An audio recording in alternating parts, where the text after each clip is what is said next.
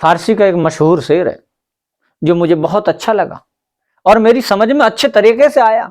वो शेर है, मन तू शदम तू मन सदी, मन तन शदम तू जा शदी, ताकश नगवीद वाज अजी, मन दी गरम तू दी गरी।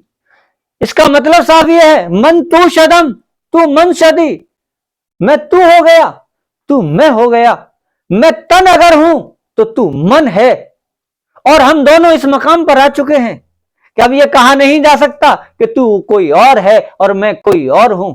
इसीलिए तो कहा गया, इसी कहावत को, इसी इस दोहे को या इस उर्दू फारसी की शायरी को चरितार्थ करने के लिए एक चीज मेरे सामने ये आती है, जब जब हो धर्म की हानि, बाढ़े आद असुर आद अभिमानी, तब तब प्रभु धर विविध शरीरा, हरे कृपा नधिमम सज्जन पीरा।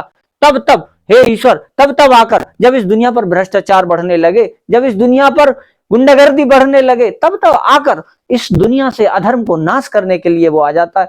वो कहां से आता है? वो आता नहीं, ये फारसी का शेर ये बता रहा है कि जब मैं तू हो जाता हूं, तू मैं हो जाता है, मैं तन हो जाता हूं, तू जान हो जाता है, जब मुझ में और तुझ में फर्क करना नामुमकिन हो जाता है, वही खड़ा होकर इस सृष्टि पर और इस जमीन पर और इस भ्रष्टाचारी युग में खड़ा होकर उस भ्रष्टाचार का तहस नहस करने के बाद एक नए युग की स्थापना करता है। इसीलिए तो संस्कृत में गीता का एक श्लोक है, परित्राणाय साधुनाम विनाशाय च दुष्कृताम धर्म संस्थापनार्थाय संभवामि युगे युगे। जब जब इस युग में भगवान आएंगे, ईश्वर आएगा, कोई दूत आएगा, उसका वो क्या करेगा? वो साधुओं को परित्राण करेगा, साधुओं के साथ में मंगल करेगा, साधुओं की हिफाजत करेगा, विनाशाय च दुष्कृताम, और दुष्टों का विनाश करेगा।